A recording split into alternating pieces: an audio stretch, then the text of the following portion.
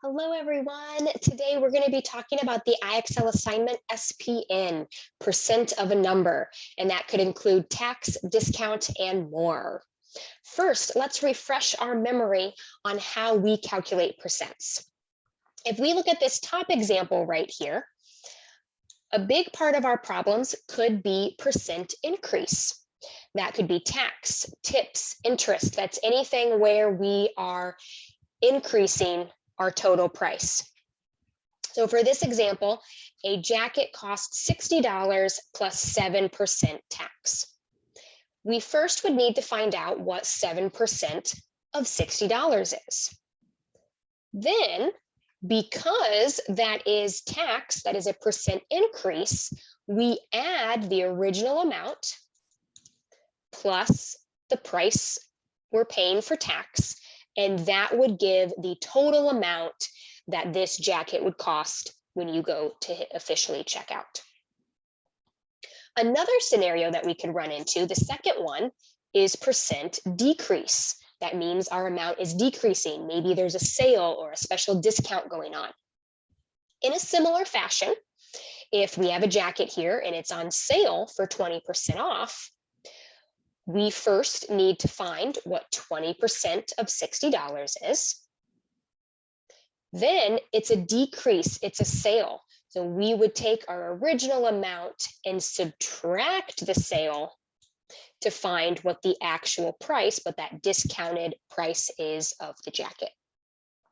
Okay, that was a super duper quick overview.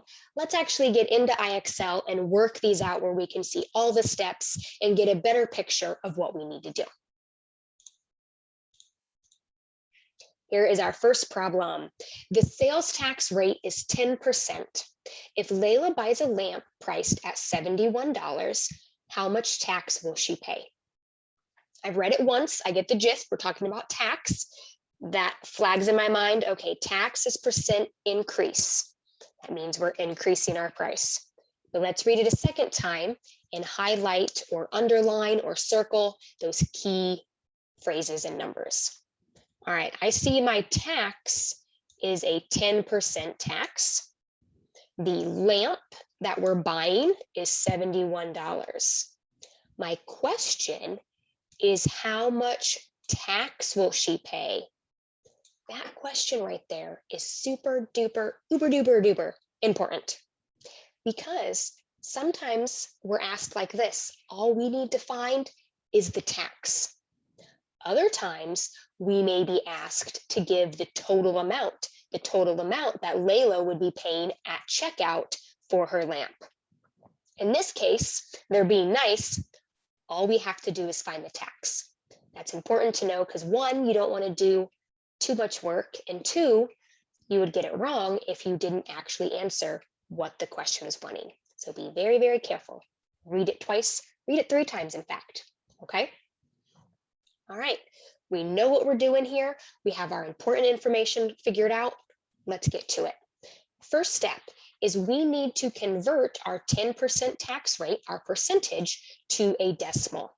Because when we are working by hand, we cannot multiply by a percentage. That percentage must be converted to a decimal first. When we think about percentages, that percent is per cent, per 100. If we think about it, cents, there's 100 cents in a dollar. And when you think about percentages, typically an A, that max top, is 100%. That means we need to move our decimal point 2 places, because the second decimal point place is the 100th. All of these line up per 100. All right. So originally our decimal point is here because it's just a solid 10%. But if we move that 2 places to the left, we are converting it to its decimal form, 0 and 10 hundredths. All right. Essentially what we're doing, guys, is we are dividing that by 100. That converts our percentage to our decimal. Now we have a number we can work with. We can multiply that by the price of the lamp to figure out what 10% of the lamp is. Our lamp was $71. That needs to be multiplied by our 0 and 10 hundredths. And we're going to color code this so we can make sure we see exactly what we're multiplying. First things first, when you multiply, you work right to left. You work from the lowest place value to the highest. We're going to multiply everything by 0. 0 times 1 is 0. 0 times 7 is 0. Don't forget that before we move over and multiply everything by the 1, because we're moving over in place value, we have to enter a 0 as a placeholder because we're going over now to the 10ths place. We multiply everything by 1. 1 times 1 is 1. 1 times 7 is 7. Let's add these up. 0 plus 0 is 0. 0 plus 1 is 1. 0 plus 7 is 7. All right, we're getting close. We're almost done. Last thing, and one of the most important parts, is we got to place our decimal point correctly. When you're multiplying decimals, please recall that to find where your decimal point goes, you add up how many digits, so how many numbers, fall after the decimal point in each one of the numbers that you multiplied, and then that total is how many digits need to be after the decimal point in your product, in your answer. Let me show you what I mean by that. If we look at 71, there's technically a decimal point right here, but I don't have any numbers after that decimal point. So there are no digits following the decimal point for my 71. However, on my decimal here, my 10 hundredths, I have two numbers, my 0 and my 1, two numbers, two digits following that decimal point. If we add those up, 0 plus 10 is 2.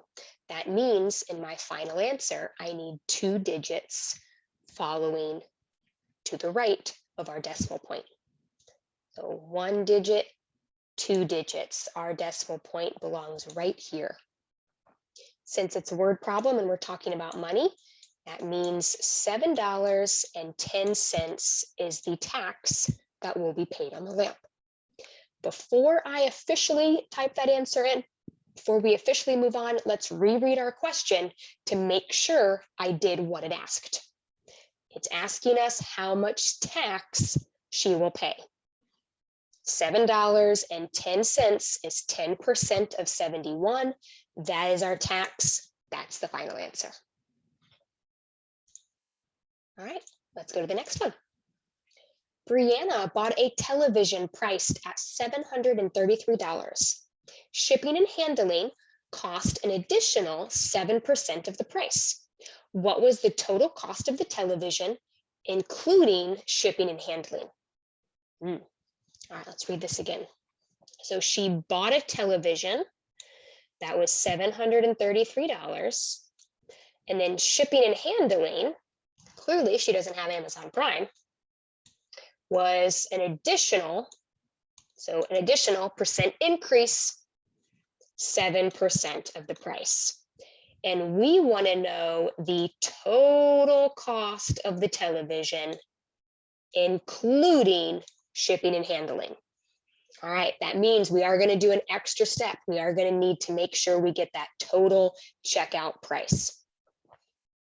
First things first, though, let's take that percentage and convert it into a decimal. So 7%. Percent is per 100. We need to divide by 100.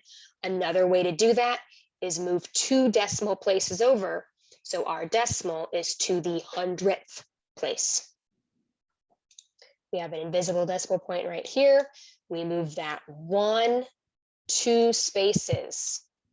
Also meaning we got to fill in that gap with the 0. So 7% as a decimal is 0.07 hundredths. Hundredths, that's percentage per 100.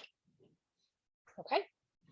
Now we can multiply that by the price of the television to see what 7% of the television is. $733 multiplied by 0.07. Notice that when I line up for my multiplication here, it's not that I'm lining up the decimals, it's that I'm putting the number with the most digits up top, the one with the less digits at the bottom. So my first number has 3 digits, 733. My second number only has 2 digits, 0 and 7. That will line it up to make less zeros and make our multiplication a bit easier. All right, let's multiply everything by 7. 7 times 3 is 21, so you carry the 2, bring down the 1. 7 times 3 is 21. Add the 2, making it 23. 7 times 7 is 49, plus 2, 51. We need to move over and multiply everything by 0. Before we do that, we got to place that 0 as a placeholder. Now, this is going to be kind of easy. 0 times 3 is 0. 0 times 3 is 0. And 0 times 7 is 0. Love it when it's easy math like that. We add them up. 1, 3, 1, 5. Beautiful. All right, let's look at our decimal point placement here. And my first number is 733. I don't have any digits after the decimal point. My second number, I have 2 digits, 7 and a 0 after the decimal point, meaning I need 2 digits to follow my decimal point.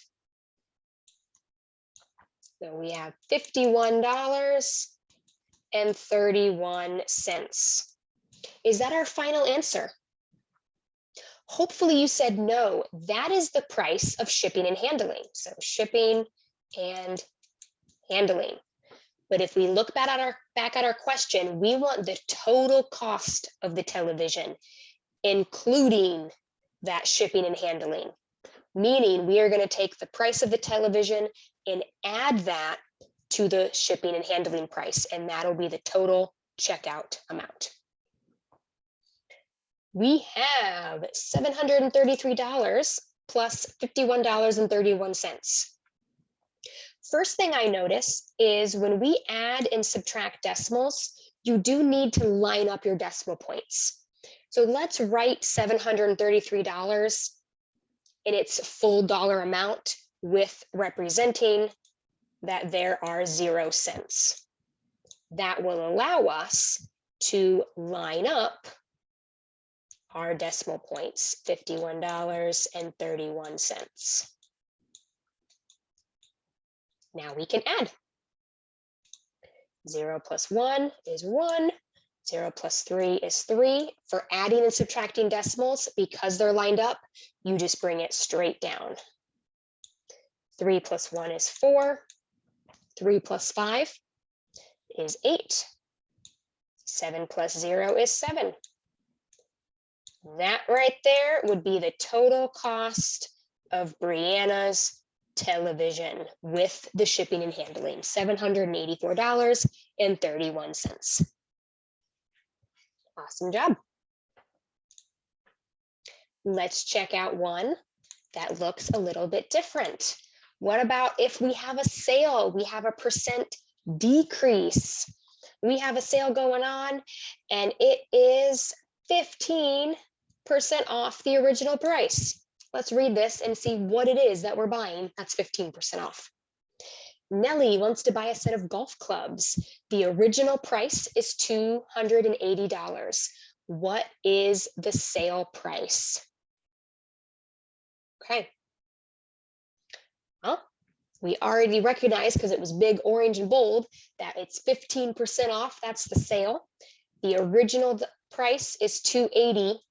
And we want to know the sale price. That means we want the value, not of the discount, but of the item on sale. So we will need to make sure when we're all done to do that subtraction to get the sales price, the actual price of the golf clubs on sale.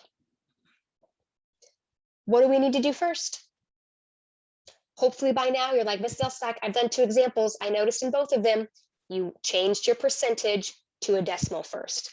That's exactly what we should do. 15%. Percent per 100. We need to divide by 100. Another way of doing that, a little shortcut, is to move that decimal point 2 places. 100th place, 15% as a decimal, 15 hundredths. Multiply that by the original price of our golf clubs to see what our discount is, what our sale is. 280 multiplied by 15 hundredths. With multiplication, you don't need to line up the decimal point. You just need to make sure the number with the most digits is on top, less digits is on the bottom. Multiply everything by 5.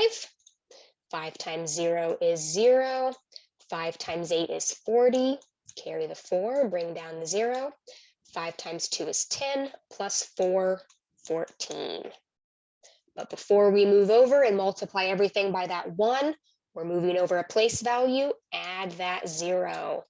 1 times 0 is 0. 1 times 8 is 8. 1 times 2 is 2. I love that. Second favorite other than multiplying by 0. Add them on up. 0 plus 0, 0 plus 0, 4 plus 8, 12. Carry the 1. 2 plus 1 is 3, plus 1 is 4. Let's place that decimal point in my first number, 280. There are no digits after the decimal point. My second number, I have 2. That decimal point gets moved 2 times.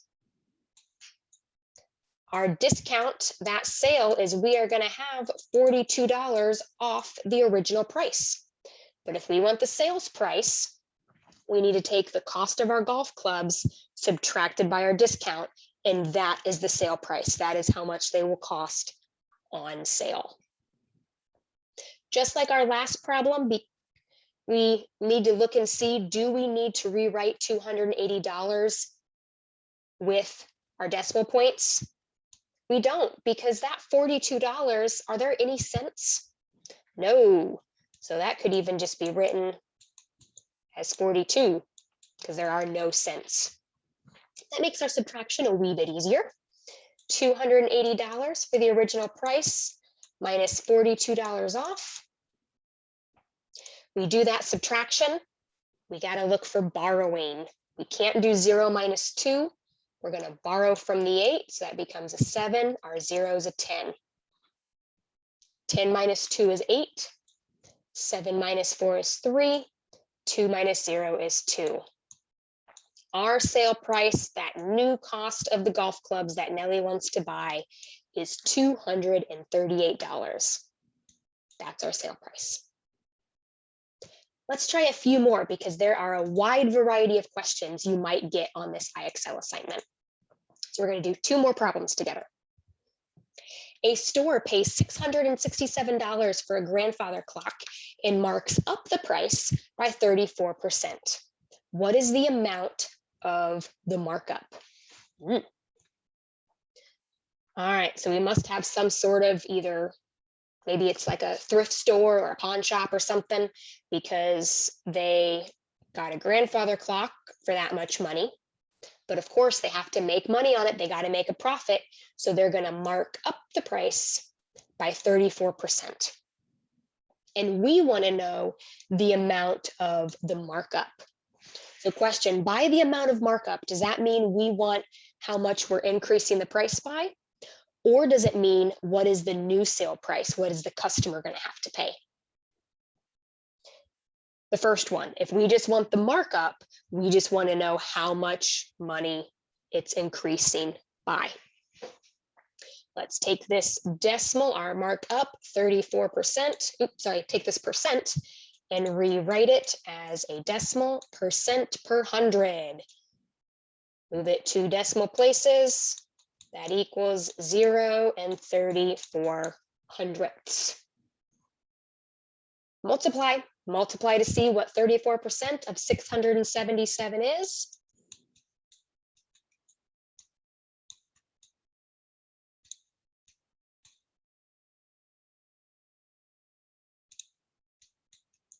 First, we'll multiply everything by 4.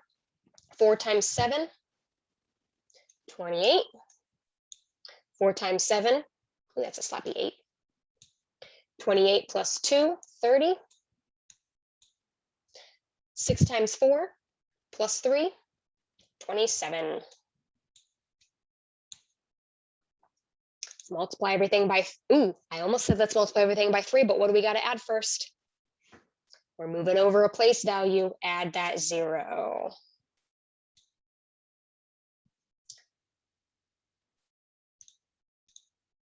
Three times 7 is 21. 3 times 7 is 21 plus 2, 23. 3 times 6 is 18 plus 2 is 20. Add these up, 8 plus 0. 0 plus 1, 7 plus 3 is 10. 2 plus 0 plus 1 is 3, and 2. Whew, got a lot more numbers this time. Let's place that decimal point properly. First number, nothing after the decimal point. Second one, 2 digits. So once again, we need to move it 2 digits. $230.18. That is our final answer, because if I go back and reread, we want to know the markup, not the new price, the markup. So this grandfather clock is going to be marked up $230.18. So that will be the profit that this store will make.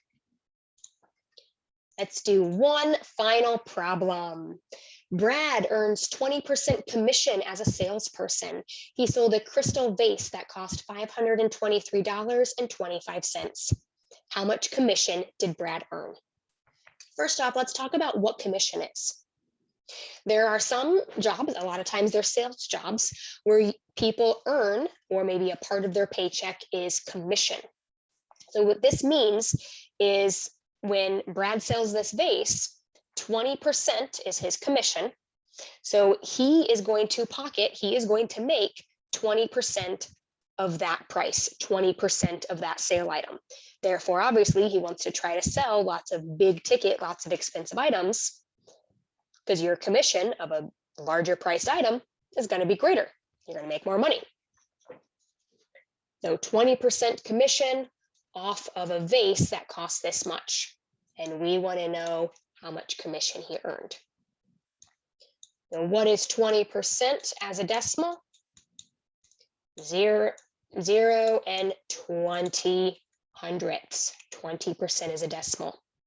This one, and this is one of the reasons we're ending on this, is first time ever, we're going to be multiplying a dollar amount that has cents with another decimal. So a decimal by a decimal. So please pay attention to make sure we can place our decimal point properly at the end, because this one's a little bit different. Not harder, just a little different. Even though we don't have to line our decimals up when we multiply, it just so happens that these decimals will be lined up because it's a 20%. Let's multiply everything by 0. Well, it's going to be 0. 0 times 5, 0 times 2, 0 times 3, 0 times 2, 0 times 5. Now let's do something real fun. Let's multiply everything by 2, actually get our brains to think a little bit. But before we do, place that 0 placeholder. 2 times 5 is 10. 2 times 2 is 4, plus 1 is 5. 2 times 3 is 6. 2 times 2 is 4. 2 times 5 is 10. When we add all that up, because we're adding it to 0, it's going to end up being the same. All right, this potentially could be a really huge number. That's why we really got to look at our decimal point here, because oof, this could either be a really, really large number or just a slightly large number. In our first number here, notice that we have 2 digits after our decimal point. In our second number, we also have 2 digits after our decimal point, meaning we need to have 4 digits following our decimal point in our answer. 1, 2, 3, and 4. We have 104.6500. Now that your decimal point is placed, when you get to the point where you only have zeros, you don't have to write that, so we can erase those. Now it looks a little bit more like we're used to, so it's not like we're in the tens of thousands of dollars here. It is $104.65 is the commission that Brad would make from selling that piece. All right, guys, I know this video is a little bit longer than most, but there were so many different types of problems. I wanted to try to cover a good variety. So I hope this helps. I hope you feel confident and successful as you go to do this IXL by yourself. Please make sure that you have some paper to work out your problems. I know I did that before making this video to make sure that no mistakes would be made. And read everything carefully. Take your time so you can get these questions right and have a great score on your assignment. If you need anything, make sure to come to help sessions or send us an email. Bye.